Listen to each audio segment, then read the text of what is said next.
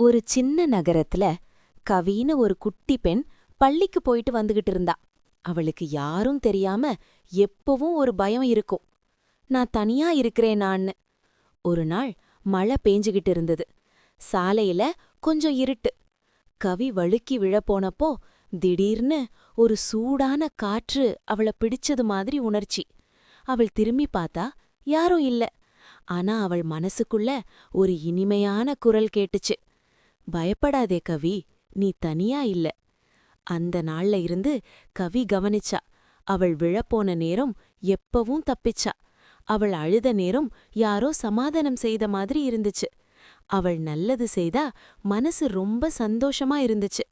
ஒரு நாள் பள்ளியில மிஸ் கேட்டாங்க, உனக்கு யார் ரொம்ப பிடிக்கும்? கவி சிரிச்சுக்கிட்டு சொன்னா, என்ன பாத்துக்கிற தேவதை. அப்போதான் கவி புரிஞ்சுக்கிட்டா, நல்ல மனசு இருக்கிறவர்கள தேவதை எப்பவும் பாதுகாக்க